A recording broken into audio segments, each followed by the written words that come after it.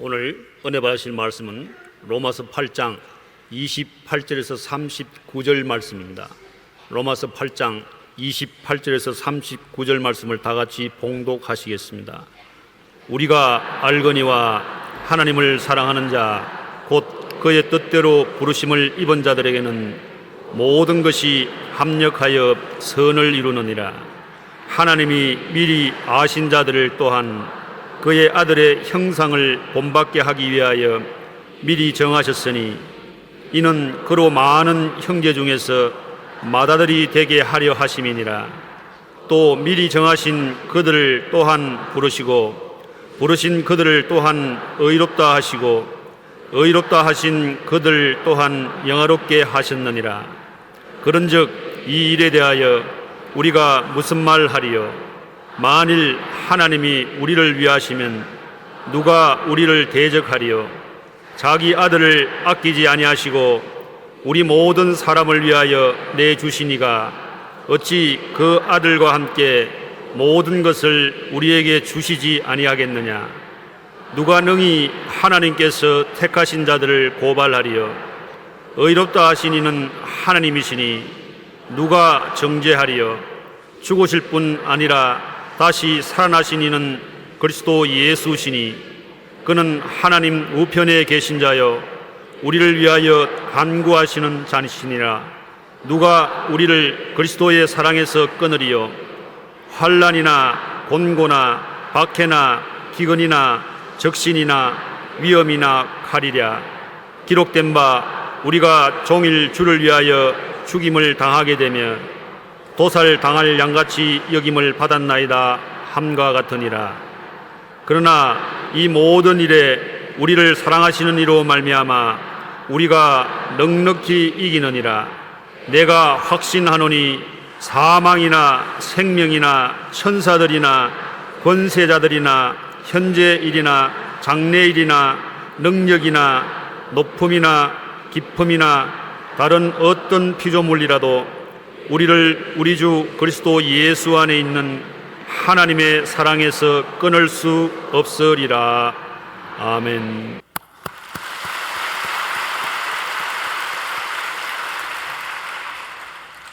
예수님 때문에 나는 행복합니다. 예수님 때문에 나는 승리합니다. 사랑하는 자여 내 잘된 같이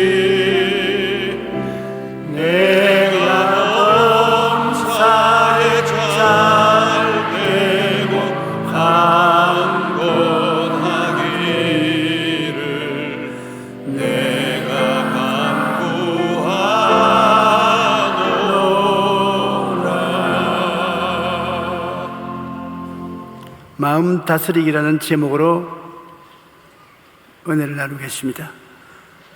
왜 우리 마음을 다스려야 됩니까?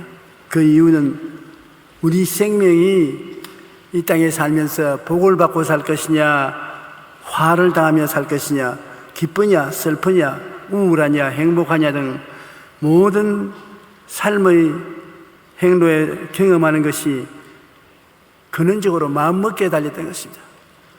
마음먹기에 달려서 화와 복이 우리에게 다가오고 기쁨과 슬픔이 우리에게 다가온다는 것입니다. 그러므로 우리는 모두는 자기 마음을 잘 다스려서 어찌한지 악한 마음 품지 말고 죄에 끌려가는 마음 품지 말고 교만하고 오만한 마음 갖지 말고 하나님을 멀리하는 마음이 생기지 않도록 조심을 해야 되겠다는 것입니다.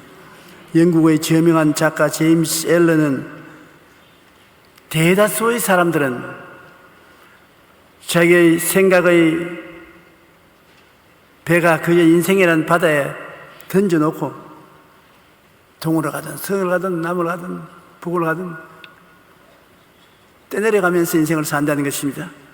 생각이나 마음을 그냥 내버려 두면 좋은 데로 안 가고 우리 인생의 배는 나쁜 데로 흘러간다는 것입니다. 그러므로 우리는 마음을 잘 다스려야 합니다. 왜냐하면 생명의 근원이 이에서 난다.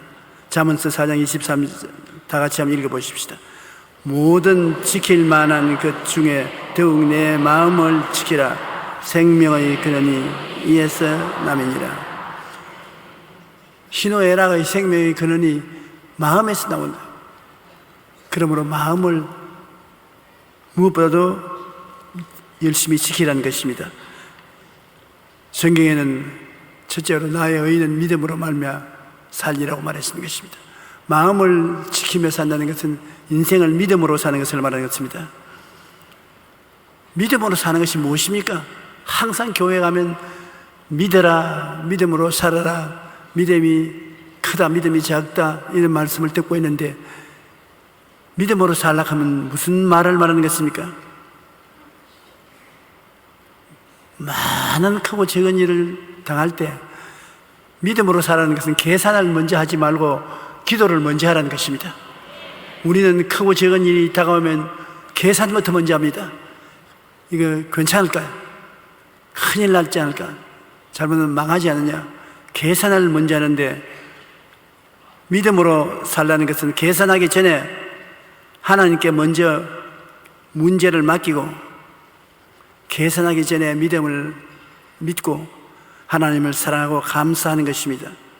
하나님께서는 여러분 우리를 위해서 그 아들 예수 그리스도를 보내서 십자가에 못 박여 몸짓고 피를 흘릴까지 사랑했습니다. 증거 없는 사랑은 사랑이 아닌데 확실히 여러분은 사랑받고 있다는 것을 하나님은 증거하셨습니다.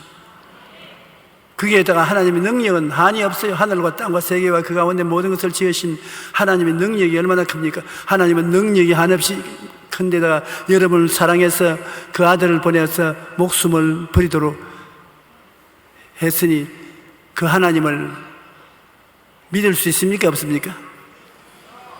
믿을 수 있습니까?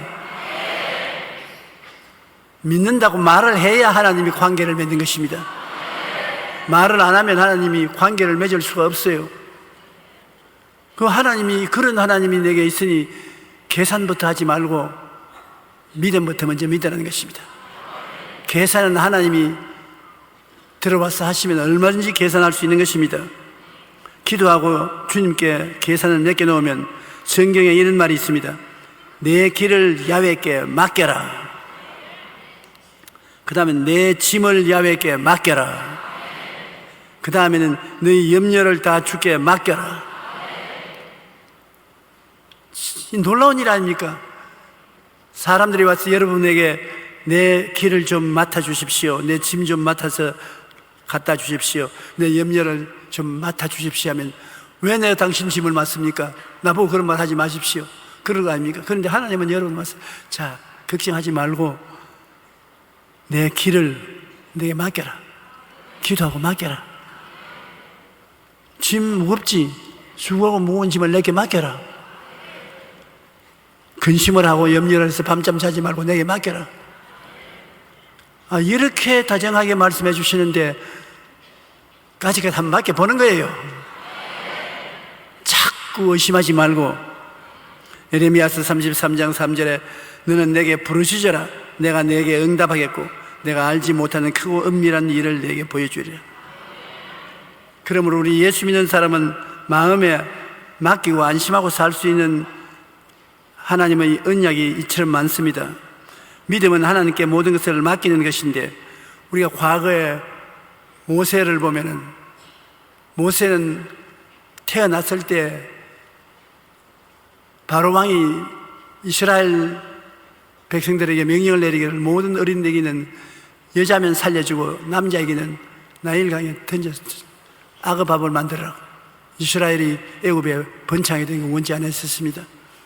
그런데 모세의 부모가 애를 낳고 보니까 아들 낳았어요. 아들 낳았으니까 이제는 나일강에 가서 버려야 되는 것입니다. 어린애기 우는 울음소리만 들리면 모든 애굽 사람들은 정부에 고발하고 군인들이 나와서 잡아서 나일강에 던져 악의 밥이 되는 것입니다. 그래서 모세의 부모님이 기도하고 난 다음 마음에 믿기로 작정했습니다. 하나님이 지켜주기를 믿고 집에서 그 어린애기를 울음소리가 크게 날 때까지 키웠습니다. 당당히 큰 울음소리가 나니까 이제는 감출 수가 없어서 부모가 모세의 손으로 이제 기도했습니다. 하나님, 주님께서 우리에게 주신 아들을 이제는 더 이상 집에서 키울 수 없으니 조그마한 갈대 상자를 만들어서 그게 태워서 물에 떠내려 보내겠습니다. 하나님께서 맡아주시옵소서. 나일강에는 악어 떼들이 와글거렸어요. 그리고 악어가 이렇게 살이 쪄서 이랬습니다. 왜냐하면 이스라엘 백성들이 낳는 자식은 전부 나일강에 밥으로 주니까는 악어들이 얼마나 잘 자랐습니까? 그런데 갈대 상자에다가 모세를 담아가지고서 떼내려 보냈습니다. 하나님을 믿고 맺겠습니다. 인간으로 맡을 수 없으니까. 그래서 모세가 떼내려가면서 울었어요. 큰 소리를 내고. 근데 마침 바로의 딸이 목욕하러 나왔다가 어린애에게 우는 소리를 들었습니다. 감사하게도 그때는 집에서 샤워 기구가 없었어요. 강가에 나와서 목욕을 해야 되는데 그 임금님의 딸이 결혼을 했으나 어린애기를 못 낳은 것 같습니다. 내 보기에는. 보통 막 결혼한 아가씨는 어린아이 울음소리 들어도 그렇게 불쌍히 느끼지 않아요. 제 울음소리 나는데 어디 있냐? 저 갈대 상자에 있습니다. 끌어와봐. 오니까 바로의 딸이 갈대 상자 속을 들어보기는 울던 그가 갑자기 웃거든. 그 하나님이 그렇게 다 하신 거예요. 그러니까 막 귀여운 생각이 마음에 끌어오르잖아요. 그러니까 걔를 버릴 수가 없거든. 야, 데리고 가자. 그래서 내 양자로 키우겠다. 그래서 바로의 딸의 양자가 돼가지고서 왕궁에서 자랐습니다. 그래가지고서 그 나중에 나라 혁명을 일으키려고 하다가 쫓겨나서 광야로 가서 그곳에서 바로와의 대적이 되었지만 하나님이 같이 계시면 인간이 상상할 수 없는 일이 난다고요. 그렇기 때문에 우리는 이보다도 훨씬 못한 적은 일들을 당해서 염려하고 근심하고 불안하고 초조하지 말고 죽으면 죽으리다 하고 한번 맡겨보는 것입니다. 하나님의 백성은 이처럼 믿음으로 살아가는 것이 하나님께 마음을 지키는 것을 말하는 것입니다. 마르틴 루터는 내 손으로 붙잡고 있을 때는 모두 다 잃어버렸지만 하나님 손에 놓아둔 것은 아무것도 잃지 않았다고 제가 말했습니다. 자기 일생에 자기 손으로 부여잡은 것은 다 잃어버렸다. 하나님 손에 맡긴 것은 두고 보니 다 지켜졌다는 것입니다. 잠언서 16장 3절에 너희 행사를 야훼께 맡기라. 그리하면 내가 경영하는 것이 이루어지리라. 우리가 믿음으로 하나님께 맡기면 하나님께서 우리 위해서 일하시는 것입니다. 하나님은 안 맡은 것은 절대로 일 안 하십니다. 맡기지 않은 것 하나님은 구경하고 계시 일 안 하는 것입니다. 그러나 하나님께 맡긴 것은 철저히 약속을 지켜주는 것입니다. 내 짐을 야훼께 맡겨라. 그리하면 제가 이루시고 너의 의를 빛같이 나타내시리라고 성경은 말씀하고 있는 것입니다. 성경에 우리 신약 성경에 보면 광야에서 떡을 먹인 사건이 나옵니다. 요한복음 6장 3절로 9절에 갈릴리의 광야에 예수님께서 오후가 늦은 쯤 되어서 제자들 데리고 나왔는데 예수님 가는 곳마다 사람들이 인산인해로 따라왔어요. 왜냐하면 성경에 말하기를 예수님이 병을 고치기 때문에 병도 낫고 병 고치는 것도 보기 위해서 군중들이 왔다는 것입니다. 요 며칠 전에 내게 인터넷에서 편지가 왔는데 왜 여의도 순복음교회에 나가는지 이유를 말씀할까요? 상당히 까다로운 사람 같습니다. 나는 젊을 때부터 교회를 나갔는데 전부 교회에 있는 목사들을 위선자로 생각했습니다. 내가 본 성경에는 예수님께서 귀신도 쫓아내고 병든 자도 그 자리에서 고치고 배고픈 사람은 먹이고 그런 일이 항상 일어나는데 요사이는 교회 가면 그 말을 안 하려고 목사님들이 될 수 있으면 그 성경은 피하고 설교에 살아서 역사하는 하나님은 없어서 이는 밥벌이 하러 왔구나 그렇게 늘 생각했는데 우연히 친구의 인도를 따라서 여의도 순복음교회 가니까 귀신도 쫓아내고 병도 고치고 기적적으로 떡이 나눠주지 않으니까 구제 활동도 하고 음식을 집에 해서 와서 나누고 적어도 그렇게 성경에 흉내를 내보려고 애를 쓰기 때문에 내가 깜짝 놀랐습니다. 아, 이 교회는 예수님처럼 실력은 없지만은 예수님 한 흉내는 내보는구나. 그러니 이게 좀 가짜가 아니고 진짜가 많다. 그래서 자기가 교회 예배에 늘 참석했는데 조영기 목사님 말씀을 들으면 진짜 같기도 하고 가짜 같기도 한데 그래도 진짜가 되려고 애를 쓰는 모습이 보이기 때문에 교회에 열심히 나온다고 그런 말을 해요. 솔직한 말로 좋은 말입니다. 오늘 우리 교회가 예수 그리스도께서 우리에게 부탁하신 말씀대로 살아계신 능력을 행하지 않습니다. 주님은 분명히 말씀하기를 나를 믿는 자는 내가 행한 일을 저도 할 것이요 이보다 더 큰 것도 하리니 내가 아버지께로 감이라. 너희가 내 이름으로 귀신을 쫓아내며 뱀을 짚으며 병든 자에게 손을 얹은 적이 나으리라고 말씀하시는 것입니다. 그러니 우리가 상당히 긴장을 하지 않을 수 없는데 예수님께서 광야에서 떡을 먹인 사건을 가지고서 예수님은 우리를 시험해 본다는 것을 알아야 되는 것입니다. 예수님의 12 제자를 거느리고 다니시는데 그 제자 중에서 상당히 머리가 좋은 제자가 있는데 이름이 빌립이었습니다. 남자만 5,000명, 여자 어린아이 하시면 한 10,000명쯤 사람들이 따라왔어요.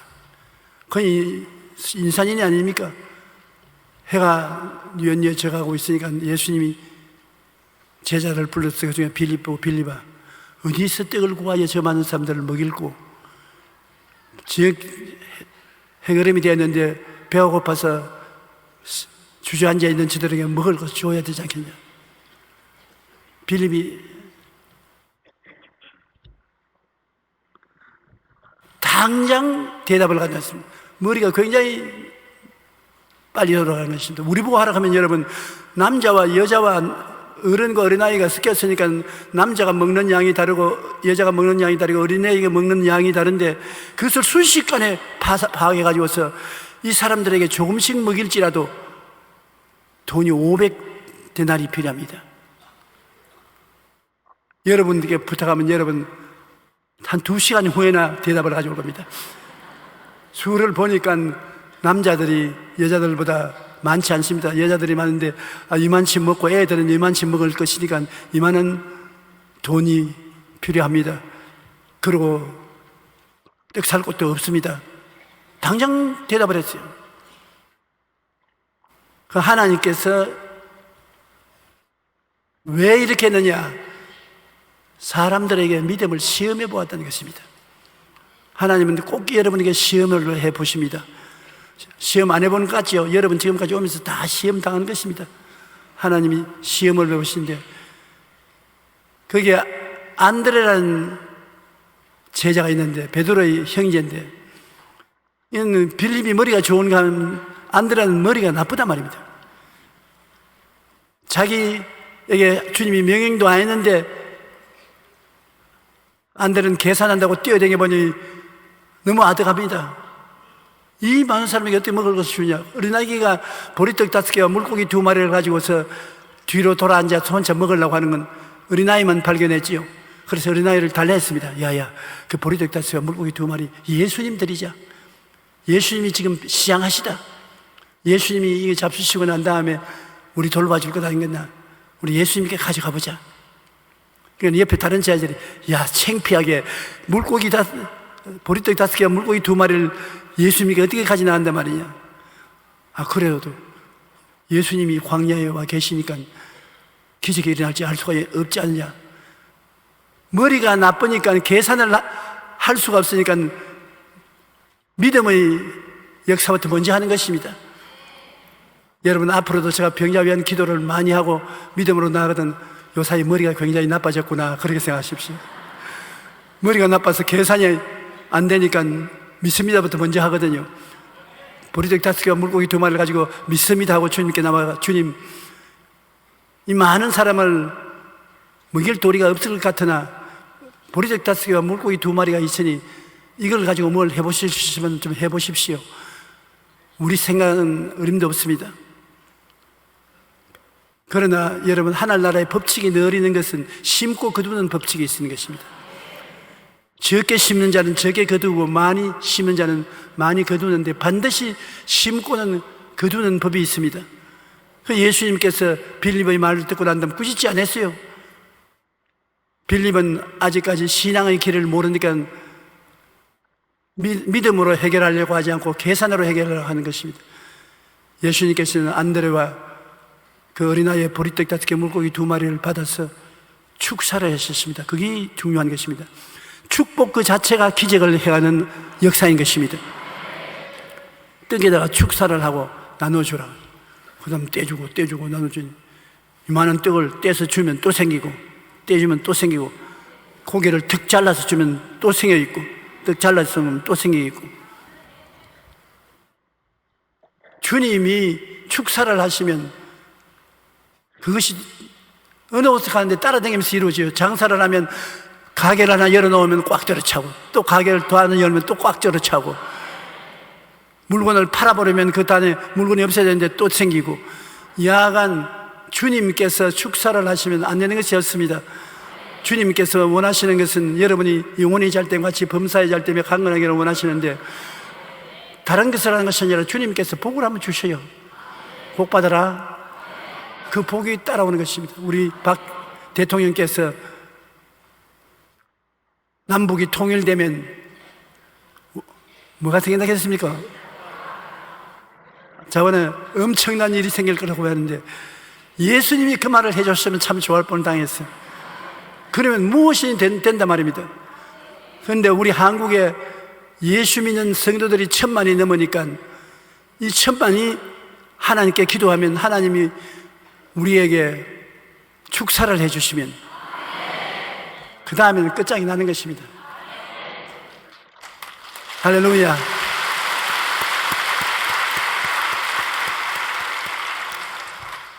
빌립은 각 사람으로 조금씩 받게 할지라도 200데나리온의 떡이 부족하다는 생각을 했습니다.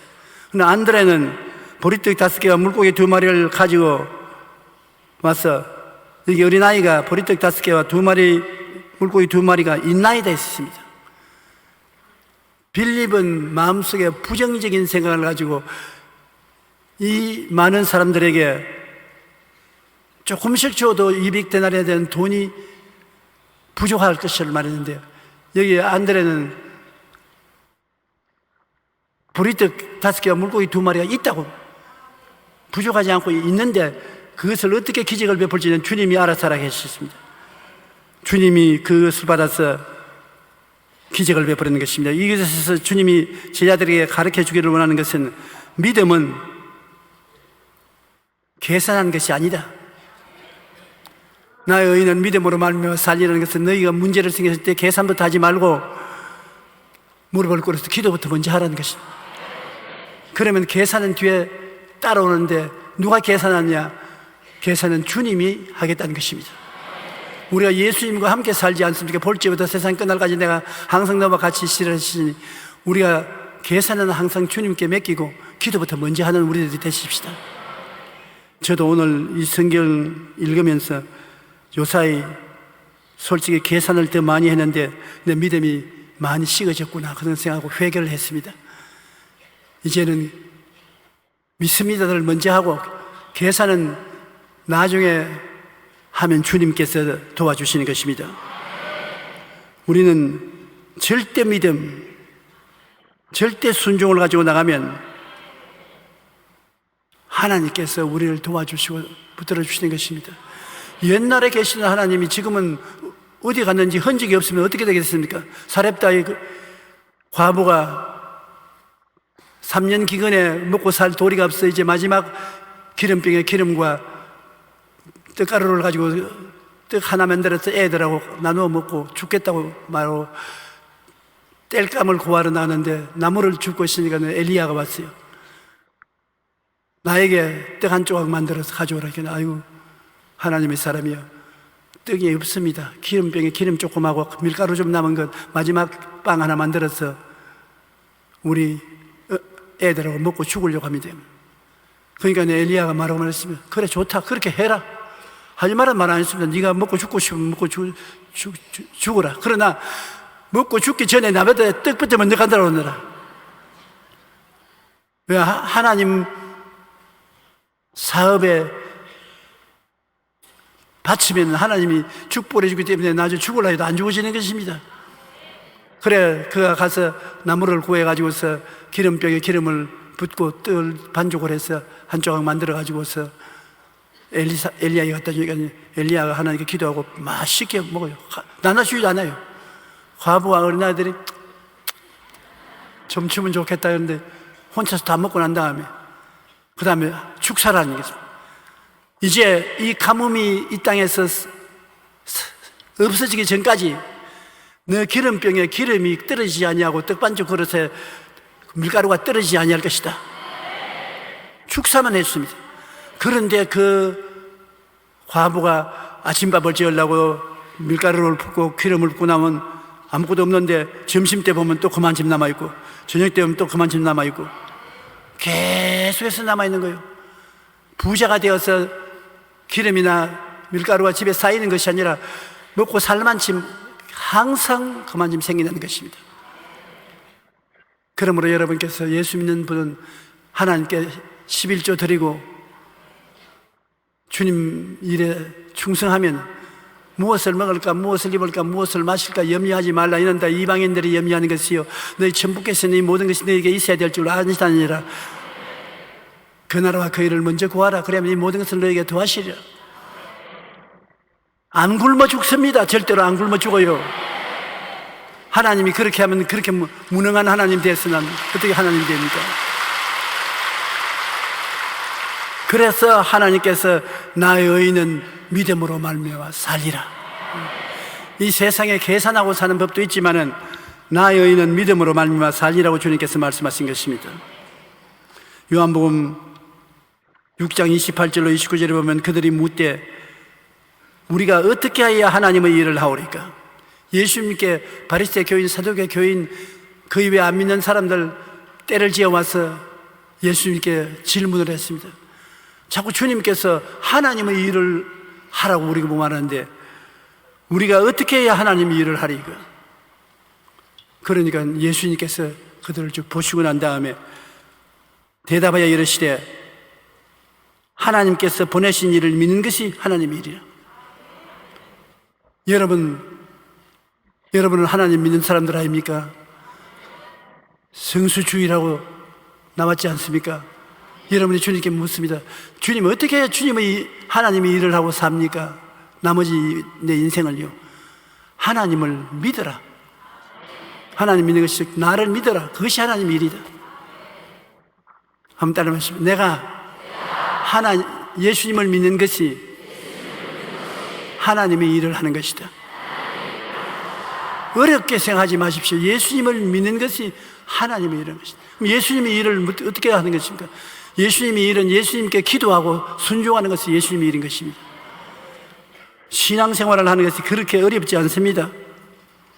오늘 로마서 8장 28절로 32절에 우리 예수 믿는 사람에게 대해서 주님이 말씀하신 것을 제가 다시 한번 읽어드리겠습니다. 가만히 들어보세요. 굉장히 유익이 많습니다. 우리가 알거니와 하나님을 사랑하는 자 곧 그 뜻대로 부르심을 입은 자들에게는 모든 것이 합력하여 선을 이루느니라.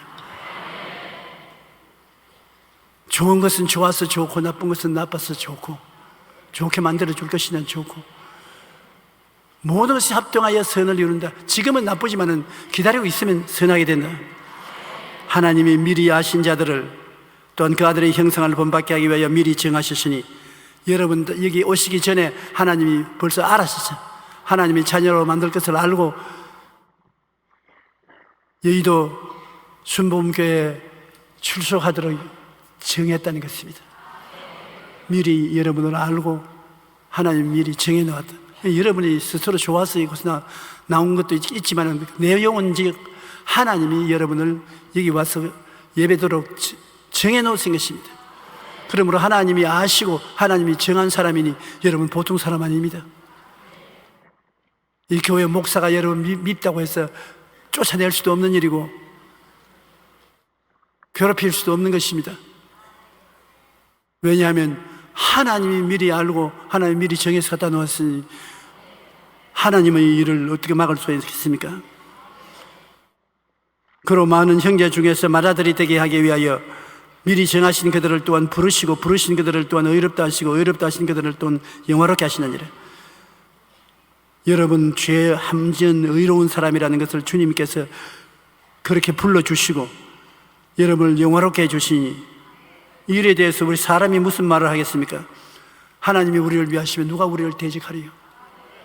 하나님이 여러분 다 위하고 계신다고요. 품에 품고 계신다고요. 자기 아들을 아끼지 아니하고 우리 모든 사람을 위하여 내어주시니까 어찌 그 아들과 함께 모든 것을 우리에게 주지 아니하시겠느냐.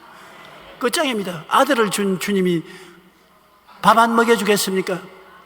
아들을 내주신 주님이 직장 안 주겠습니까? 아들을 내주신 주님이 여러분에게 있을 곳 안 내주겠습니까? 우리가 좀 크게 배짱 있게 믿지를 못하는 그것이 가장 문제인 것입니다. 너무 주님 앞에서 짐을 맡기지 않습니다.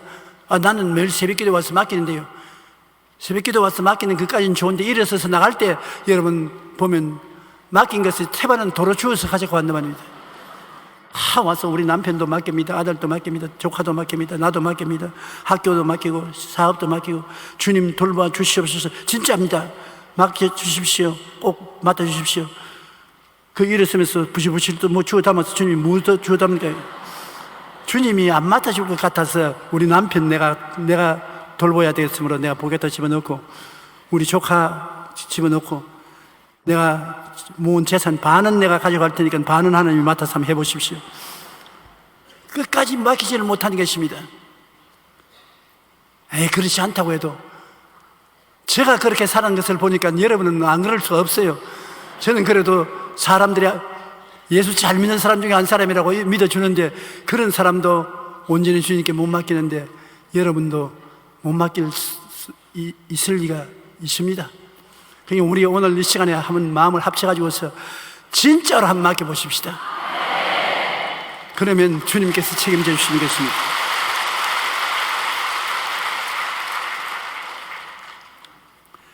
이스라엘 백성이 애굽에서 나와가지고서 젖과 꿀이 흐르는 땅에 들어갈 때 왜 하나님이 젖과 꿀이 흐르는 땅에 그냥 쫙 고속도로 지나가듯이 길을 만들어서 들어가게 하면 좋겠는데 40년 동안 광야를 지나겠습니까? 못 살아요. 광야 곡식 하나도 심을 때도 없고 거둘 때도 없습니다. 물도 없습니다. 양식도 없습니다. 병원도 없습니다. 아주 고생해야 갈동말동한 그 광야를 왜 지나게 했느냐? 젖과 꿀이 흐르는 가나안 땅에 이르기 전에 인간의 능력으로는 살아서 나갈 수가 없는 광야를 지나게 한 이유가 있는 것입니다. 그건 왜냐? 믿음으로 살아라. 이제 각오하라. 믿음으로 살지 않고는 아무것도 없는 광야를. 이스라엘의 광야는 여러분 우리 한국에서 사는 사람은 어떻게 광야인지 상상도 못합니다. 그런 광야에 430년 동안 종살이 하다가 300만 이스라엘이 지나가는데 300만입니다, 여러분. 300만을 먹고 마시고 자고 해야 될 것인데 어떻게 광야를 지나갑니까? 그런데도 불구하고 하나님은 광야를 지나게 한 것은 그곳에서 살아갈 수 있는 유일한 길은 믿습니다밖에 없으니까 나의 의인은 믿음으로 말미암아 살리라, 이것을 각오하고 살아가는 것입니다. 한번 따라 말씀하시죠. 나의 의인은 믿음으로 말미암아 살리라. 이 말은 너는 무엇을 하더라도 믿음으로 살아라. 잘 살 때도 못 살 때도 믿음이 근본이 되게 하라는 것입니다. 하나님이 여러분에게 복을 주어서 백만장자가 된다 할지라도 근본은 믿음으로 살아가는 것입니다. 주님께서 계산으로 사는 것을 싫어하십니다. 계산은 주님이 하시는 것이 주님 특권이거든요. 일을 행하는 야외인데 일은 계산부터 시작하는 것이니까 주님이 내 일은 네가 맡아서 하지 마라. 내 일은 내가 한다. 네가 한 일은 나를 믿고 살아라. 상상할 수 없는 고난의 환경을 지나면서 하나님 없이는 살 수 없구나 하는 것을 깨달으는 것입니다.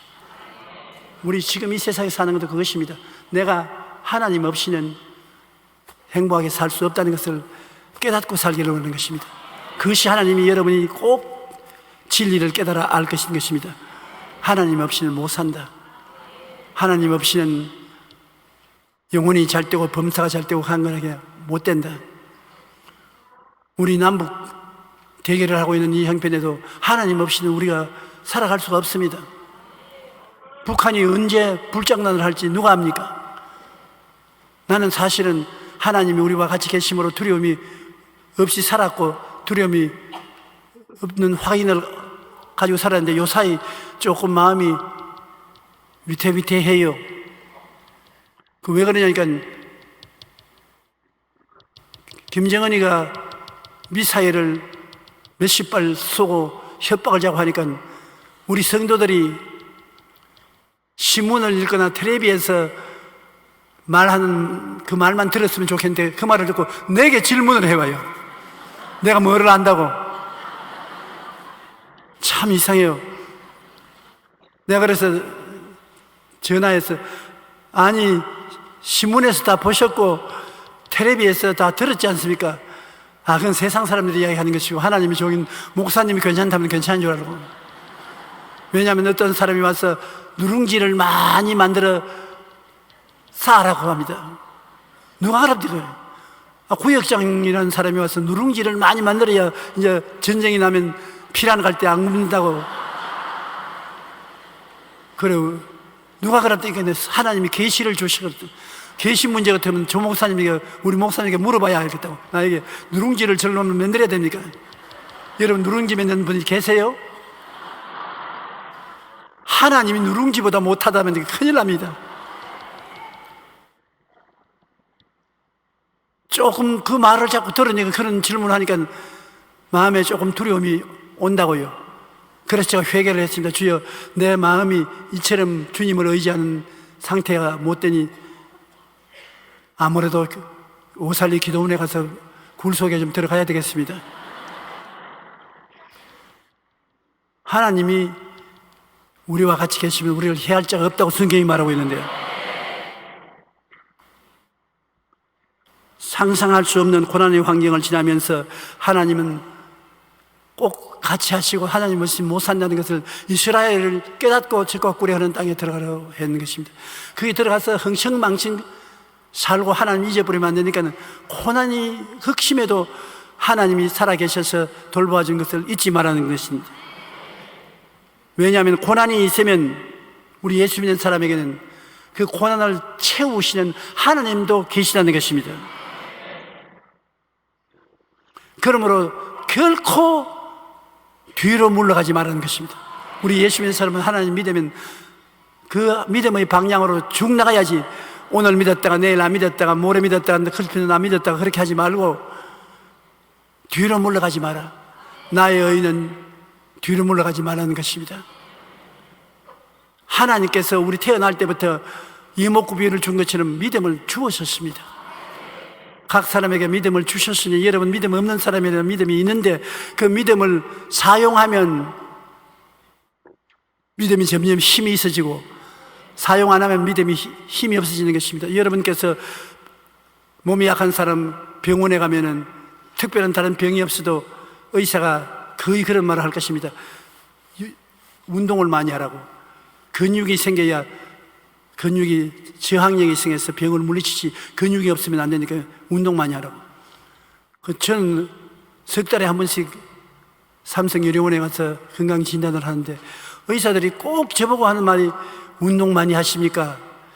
운동 많이 하십시오. 그 말을 나보고 자주 하는 사람 내가 가면 자기는 말라교예요. 나보다 더 말라교예요. 그래 내가 아니 왜 선생님은 왜 말라교인데 나보고 자꾸 운동하라 합니까? 나는 말라교이라도 내가 책임지는 말라교이지만 목사님은 내가 책임을 지고 있는 의사이기 때문에 운동을 하라고 하시는데 꼭 운동하시오. 그럼 내가 운동을 시킨 대로 안 합니다. 왜냐면 이 바쁜 세월에 언제 운동하고 있을까 싶어서 일을 자꾸 만들어서 합니다. 왜 일을 만들어서 하니까 나는 일하는 것이 운동하는 것보다 재미가 있습니다. 우리 성도들 위해서 기도하고 말씀 읽고 하는 것, 이 재미있단 말입니다.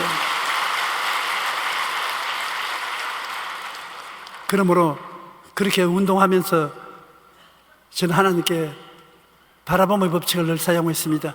하나님께서 나에게 100살 동안 살고 그 20년 동안 복음을 전하게 할 줄 믿습니다.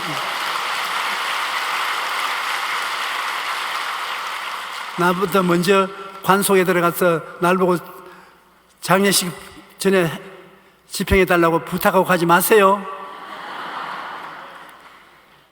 우리 다 같이 하나님 앞에서 예수님 믿고 100살까지 살게 되시기를 주님 이름으로 축원합니다. 할렐루야. 고난이 있으면 고난을 채우시는 기적도 같이 올 것이니 우리가 뒤로 물러가지 말고 히브리서 10장 38절을 다 같이 한번 읽어보십시다. 나의 의인은 믿음으로 말미암아 살리라. 또한 뒤로 물러가면 내 마음이 그를 기뻐하지 아니하리라. 얼마나 좋은 말입니까? 나의 의인은 믿음으로 말미암아 살리라. 뒤로 물러가면 내가 안 좋다, 안 물러가도록 책임을 질 테니까 믿음으로 살아라. 얼씨구나 좋다, 절씨구나 좋다 아닙니까? 믿음으로 사니까 주를 믿고 나가면 주님께서 우리의 삶을 책임져 주시는 하나님이신 것입니다. 성경에는 우리가 하나님을 부를 때 아버지라고도 부르지 말고 아빠, 아버지라고 부르는 것이 아닙니까? 그러므로 아빠라고 부를 때는 얼마나 다정한 부름인 것입니까? 그처럼 하나님은 다정하시는 것입니다.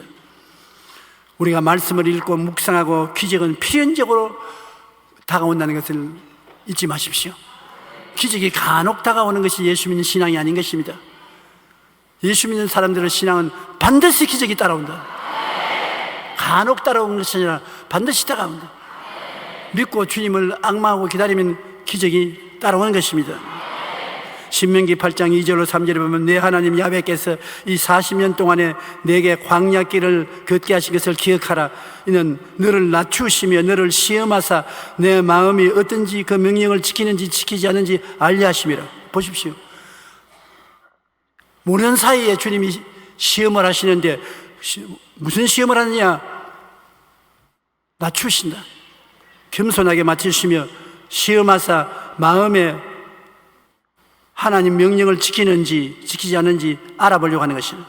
우리를 낮추고 줄이게 하시며 알지도 못하며 내 조상들이 알지도 못했던 만나를 먹게 하신 것은 사람이 떡으로만 살 것이 아니요 하나님에 의해서 나오는 모든 말씀을 가지고 사는 것을 깨닫게 하는 것이다.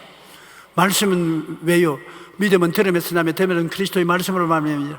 성경을 읽고 하나님 말씀을 통해서 믿음을 가지고 사는지 안 사는지 알려고 알아보기 위해서 여러분을 낮추시게 하고 배를 고프게 만들게 하시고 고난도 당하게 하시죠. 그럴 때마다 기도하고 기적이 일어날 것을 믿는지 안 믿는지 시험을 해본다. 제일 중요한 시험이 기적을 믿느냐 안 믿느냐를 시험쳐 보는 것입니다. 기적을 믿으면 주님이 기적을 이루시는 것입니다. 기적을 안 믿으면 아무것도 해줄 수가 없어요. 신명기 8장 16절의 말씀이 그것인 것이 이는 다 너를 낮추시며 너를 시험하사 마침내 내게 복을 주리 하시니라. 마침내 기적을 믿는 사람에게 주님이 복을 주시는 것입니다.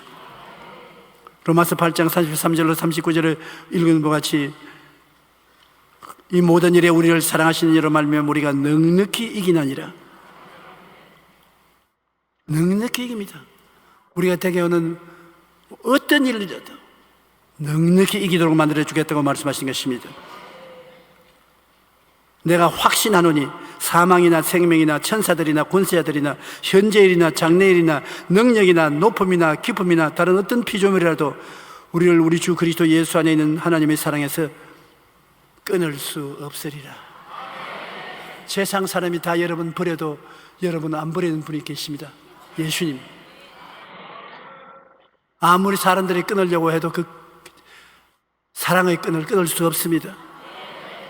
하나님이 여러분을 억세게 사랑하시고 엄청난 끈으로 묶으시고 여러분과 함께 기적을 믿고 따라 나가자는 것입니다.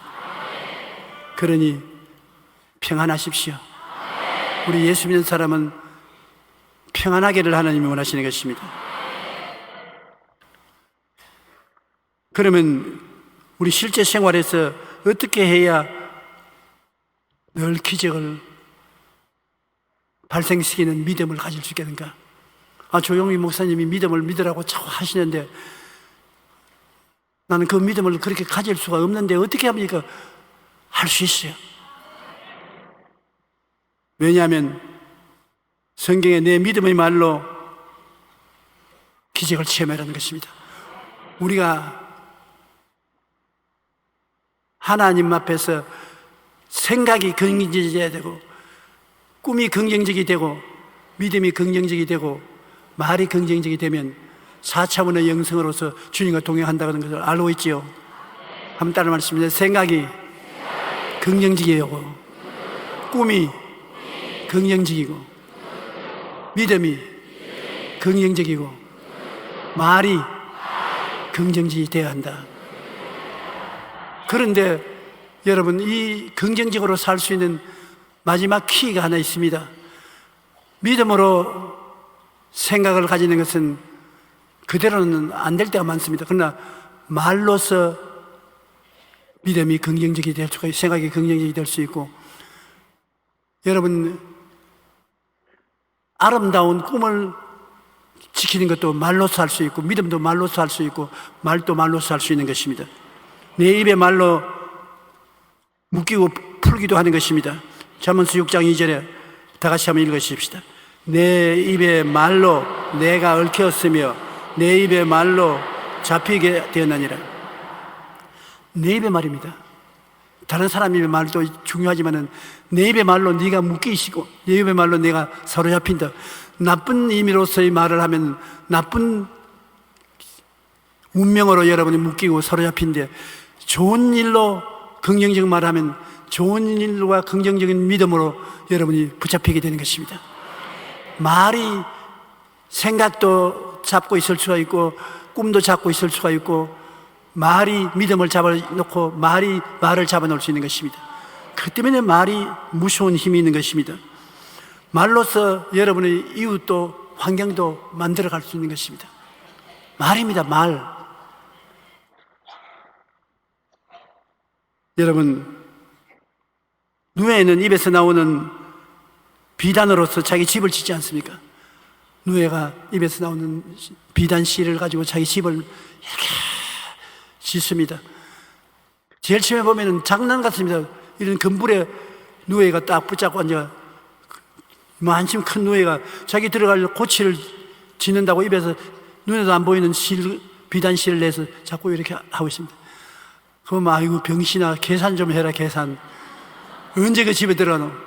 근데 누에는 계산하지 않고 자꾸 씨를 뽑아서 일주일 이내에 가보면 굵직굵직한 고치가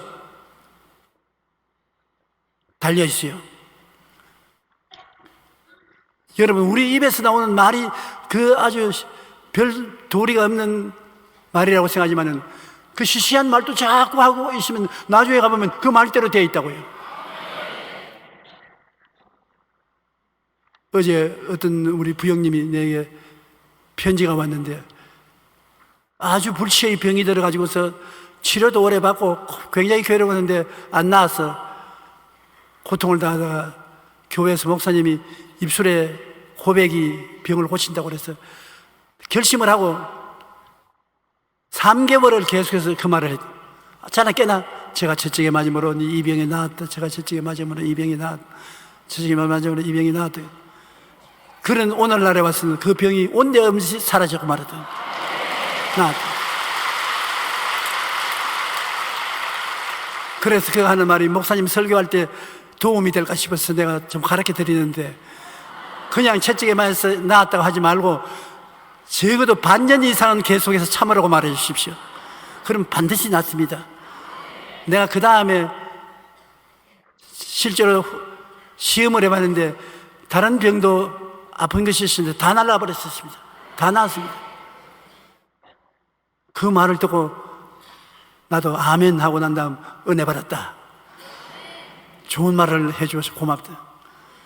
왜냐하면 이 말이 입에서 나오는 게 눈에 안 보이는 비단실 같습니다만 얼마 안 있으면 고치가 되는 것이다. 입으로. 잠언서 18장 20절로 21절에 사람의 입에서 나오는 열매로 말미암아 배부르게 되나니 곧 그 입술에서 나는 것으로 말미암아 만족하게 되었니라. 죽고 사는 것이 혀의 힘에 달렸나니 혀를 쓰기 좋아하는 자는 혀의 열매를 먹으리라. 보통이 아닙니다. 죽고 사는 권세가 혀에 달리는 것입니다. 그러므로 우리가 혀를 잘 사용하면 긍정적인 생각도 혀로서 자꾸 말을 하면 되고 꿈도 혀로서 자꾸 말하면 되고 믿음도 혀로서 말하면 믿음이 강하게 되고 혀로서 말을 적극적으로 하게 되면 창조적인 말이 되게 시작하는 것입니다. 예수님께서 마태복음 16장 15절로부터 19절에 보면 빌립보 가이사랴에서 예수님 제자들을 보고 물었습니다. 사람들이 나를 누구라고 하냐? 세례 요한이라고도.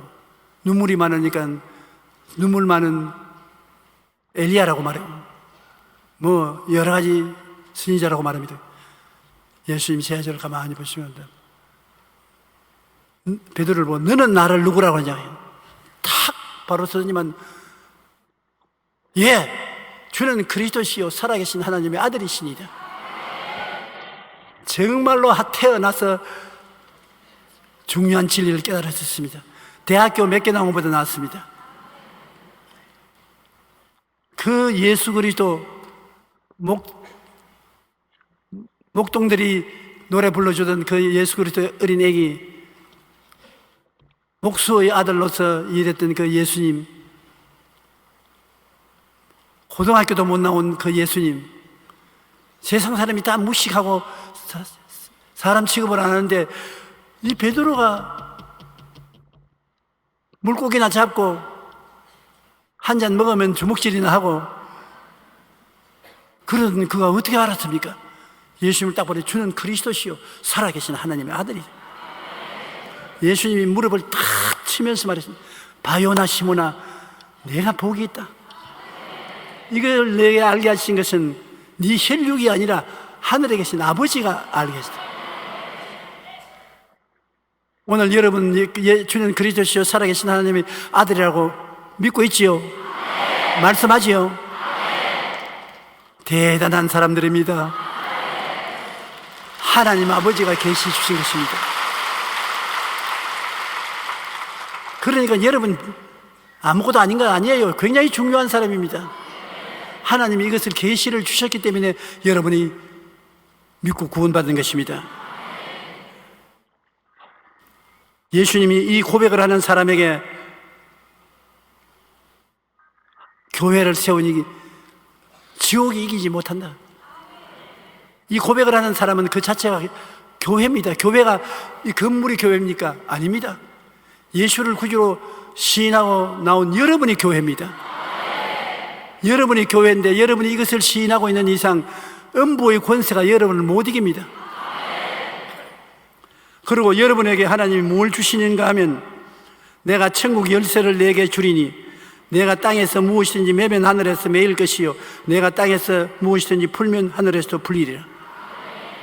그러므로 여러분 천국 열쇠를 여러분에게 주님이 주셨고 여러분이 땅에서 기도하면서 풀면 하늘에서도 풀리고 기도하면서 매면 하늘에서 매이는 것입니다. 여러분 평신도들이 아무것도 모르는 것 같아도 실제는 신학교를 나온 목사보다 많이 아는 평신도가 많아요.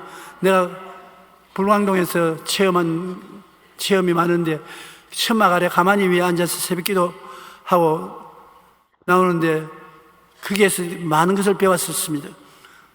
또한 할머니 한 분이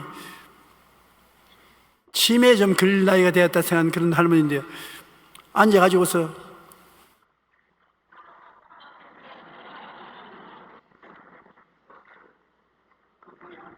치매에 걸렸구나. 그래서 내가 안수나 해줘야 되겠다고. 할머니, 뭘 그렇게 배웠다가 풀었다 합니까? 그렇지 않더라도 주의 종님에게 물어보려고 했는데 내가 성경을 읽다가 마태복음 16장을 읽으니까 무엇이 땅에서 매면 하늘에서 베이고 땅에서 풀면 하늘에서 풀린다 하는데 어떻게 매고 어떻게 푸는지 내가 알 수가 없어요. 그래서 주님은 알 테니까 나는 기도할 때 우리 며느리 예수님 믿음으로 묶고 우리 아들 술 못 먹도록 술마귀 묶고 나도 건강하게 사는 묶고 그렇게 손으로 자꾸 이렇게 묶으면 내 마음에 편안해져요. 맞았다. 내가 할머니 맞았다. 사람들이 묶지 아니하고 그저 이런 것도 있는구나 하고 생각만 하고 지나가기 때문에 기적이 안 일어나는데 할머니 집에는 기적이 일어난다. 왜냐? 그냥 있는 것이 아니라 손으로 묶고 있으니까. 아무 말도 안 하고 묶고 지나요. 며느리를 묶어라. 믿어. 아들 술마귀 묶어라. 손으로 행하면서 입으로 시인하니까 그대로 된단 말입니다. 그게 주님께서 내가 땅에서 무엇인지 매면 네가 하면 하늘에서도 매일 것이고 네가 먼저 하라는 것입니다. 그러면 내가 따라서 할 것이에요. 여러분이 이 땅에서 무엇을 먼저 하는 것을 주님께서 따라서 하시는 것입니다. 여러분이 하나님 먼저 하세요. 아니요. 여러분 먼저 해야 되는 것입니다. 굉장히 중요한 것입니다. 하나님께서 여러분이 하시는 것을 따라서 해주신다는 것입니다. 미국의 역대 퍼스트 레이디 중에서 가장 호감 가는 여성으로 손꼽히는 자는 루즈벨트 대통령의 부인인 엘리너 루즈벨트인 것입니다. 대통령 부인이면 다들 관심이 깊지 않습니까? 루즈벨트 대통령 부인을 미국 국민들이 제일 사랑했습니다. 왜냐하면 그녀는 항상 밝은 표정과 긍정적인 말로 주위 사람들에게 힘과 용기를 주었습니다. 그러나 그녀의 삶은 평탄하지 않았습니다. 10살 때 아버지 어머니 다 잃어버리고 고아가 되어서 모르는 사람 집에 붙어서 자라났습니다. 그러나 그녀는 인생의 귀한 자산을 가지고 있었습니다. 그것은 바로 항상 고아로 자랐음에도 불구하고 긍정적인 행동을 하고 사는 것입니다. 긍정적인 말을 하고 꿈을 꾸고 긍정적으로 믿고 긍정적으로 행동하는 긍정적인 생각과 말을 가지고 있습니다. 어떠한 상황에 비관적인 언어를 사용하지 않았다고 하는 것입니다. 가장 놀라운 것은 그가 루즈벨트 대통령하고 결혼하고 살면서 애를 6애를 낳았는데 그 애 중에 한 애가 병이 들어 죽었습니다. 대통령 부인의 애가 죽었으니까 얼마나 많은 사람들이 와서 위로를 하지 않습니까? 아이고 자식을 잃어서 얼마나 슬픕니까? 그러니까 자식 죽은 이야기는 안 하고 그는 아니요, 아직까지도 하나님이 내가 사랑하고 살아갈 수 있는 6자녀를 5자녀를 주셨습니다. 5이 남아있어요. 그러므로 슬퍼하지 않습니다. 아이고 하나님이 왜 6명 그대로 다 데리고 키우기가 안 해주시는가 하고 원망할 수도 있는데도 불구하고 절대로 원망 안 하고, 하나님이 하나님은 데리고 가시지만 5명은 아직 내가 사랑할 수 있도록 내 품에 남겨주시니까 감사합니다. 별로 유명한 말 안 같지만은 그러나 본인이 그런 말을 할 수 있다는 것은 참 놀라운 일 아닙니까? 그 다음 또 놀라운 말이 있습니다. 남편이 말년에 소아마비가 걸려서 휠체어에 앉혀가지고서 늘 그 부인이 밀고 다녔습니다. 하루는 남편이 낙심이 됐어요. 왜냐하면 자기 부인이 늘 자기를 휠체어에다 싣고서 밀고 다니니까 미안하기도 하고 남편의 자신감도 잃어버렸습니다. 그래서 여보, 내 말 좀 들어봐. 내가 이 꼬라지가 되었는데 휠체어에 밀고 다니면서 나를 돌봐준 당신 아직도 나를 사랑하느냐? 그러니까 부인이 남편을 가만히 보더니면, 여보, 참 당신이 나하고 결혼할 때 나를 오해했구나. 내가 당신 다리 때문에 사랑한 건 아니다. 당신 인격이 훌륭해서 사랑해서 결혼했지. 다리는 절어도 그건 나와 사랑하고는 상관이 없어. 그래, 루즈벨트가 휠체어에서 너무 놀래가지고 확 일어났다는 것입니다. 나는 결혼할 때 당신 다리하고 결혼한 것 아니다. 다리를 사랑해서 결혼했으면 버리고 다 나왔죠. 다리는 절름발이가 되고 안진뱅이가 되어도 내가 같이 책임지고 돌봐줄 일이지 사랑하냐 뭐라냐 달린 것은 아니라는 것입니다. 난 당신을 사랑했지 다리를 사랑한 것은 아니다. 여러분도 그렇게 말하십시오. 남편들 보고, 여보, 나 사랑하냐? 당신을 인격적으로 사랑했지 밤늦게 오는 것은 사랑하지 않는다고 그 말은 분명히 해야 될 것입니다. 여하간 이와 같이 긍정적으로 말을 하고 부정적인 말을 하지 않은 그는 고아로 자라나서 대통령 부인이 되기까지 놀라운 인생을 살 수 있었던 것입니다. 언어 철학자들은 언어의 창조적인 일정한 기능을 구체적으로 이렇게 말하고 있는 것입니다. 우리가 말하는 것이 실제로 나가서 그대로 이루어지게 한다는 과학적인 증거를 한 것입니다. 이러한 발견은 새로운 것이 아닙니다. 성경은 이미 오래전에 이것을 기록하고 있기 때문인 것입니다. 이사야 57장 19절은 하나님이 입술의 열매를 창조하는 자라고 말씀하셨습니다. 하나님은 입술의 열매를 창조하는 자, 여러분의 입술의 열매를 받아서 만들어주는 것입니다. 민수기 14장 28절은 이건 여러분께서 절대 잊으면 안 돼요. 꼭 기억하세요. 같이 읽으십시다. 그들에게 이르시기를, 야훼의 말씀에 내 삶을 두고 맹세하노라. 너희 말이 내 귀에 들린 대로 내가 너희에게 행하리라고 말씀하십니다. 의미 없이 지나가지 마십시오. 그들에게 이르기를, 야훼의 말씀에 내 삶을 두고 맹세를 했습니다. 사람이 맹세해도 엄청난 것 아닙니까? 하나님이 여러분 앞에서 맹세를 했습니다. 우리 하만을 보면 쥐새끼같이 보잘것 없지 않습니까? 그는 우리를 두고서 맹세를 하기를, 너희 말이 내 귀에 들린 대로 너희에게 행하겠다. 여러분이 어떤 말을 해도 주님은 시간과 공간을 초월해서 다 듣고 계시거든요. 그럼 하나님 귀에 들린 대로 하나님 그것을 실천하겠다. 그것을 하나님 맹세했다.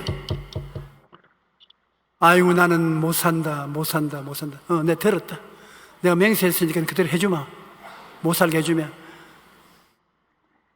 나는 늘 마음이 슬프다. 늘 슬프다. 그래, 슬퍼? 오케이, 슬프게 만들어주마. 나는 행복하다. 항상 행복하다. 그래? 내가 들은 대로 만들어주마. 행복아, 와서 저 사람을 감싸라. 여러분, 하나님께서 우리의 말을 듣고 있습니다. 안 믿는 사람들도 반말은 쥐가 듣고 낱말은 새가 된다고 말하고 있지 않습니까? 하나님이 듣고 그 들은 말을 실천하는 데 맹세를 했습니다. 그러므로 저는 100살이 될 때까지 취임에 안 걸리고 똑똑한 정신으로 말씀을 전거합니다. 어떤 사람이 말하기를 정 목사님 우리 다 알고 있으니까 강단에서 그런 말을 하지 마세요. 그러나 강단에서 말을 하여 하나님 맹세하셨는데 더 똑똑히 듣게 하죠. 할렐루야.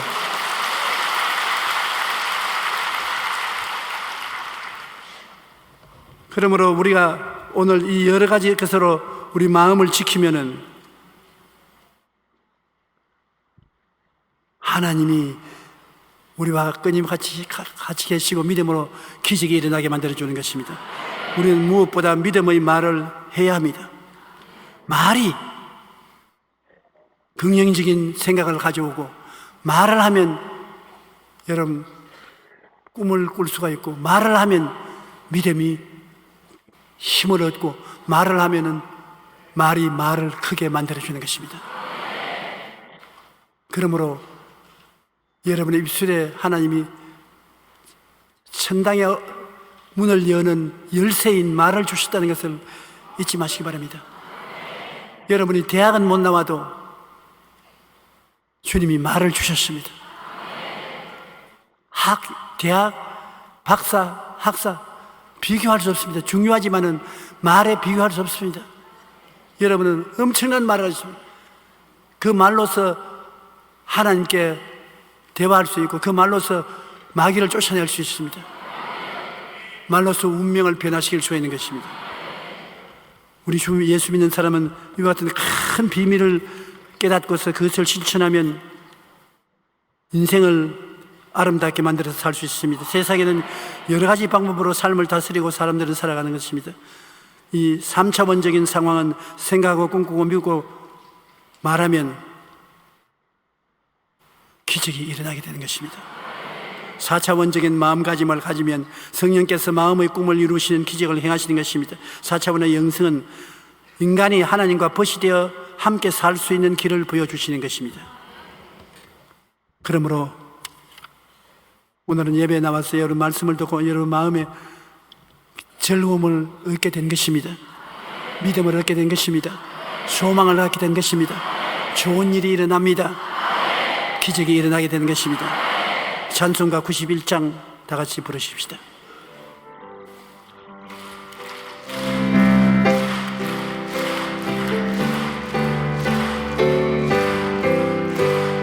슬픈 마음 있는 사람 예수 이름 믿으면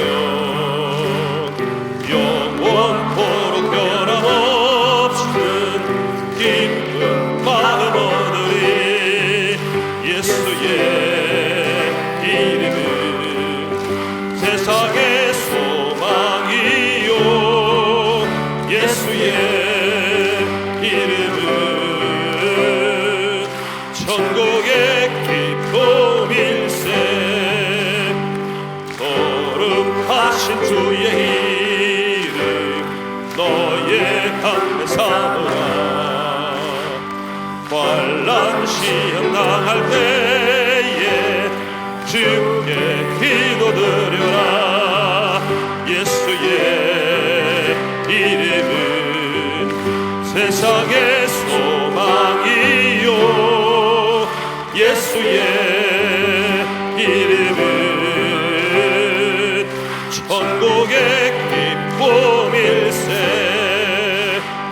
존귀하신 주의 이름 우리 기쁨되도다. 주의 품에 안길 때에 기뻐 찬양 부르리.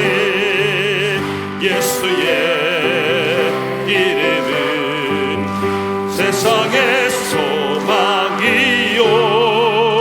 예수의 이름은 천국의 기쁨일세. 우리 갈 길 다가오예 보좌 앞에 나가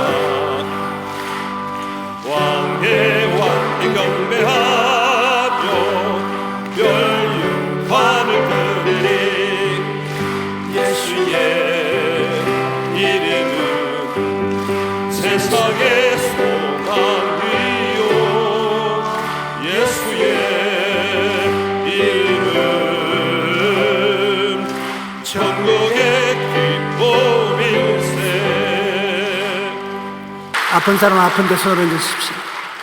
몸이 아픈 데 손을 얹으시고 그 위에 가슴에 손을 얹으십시오.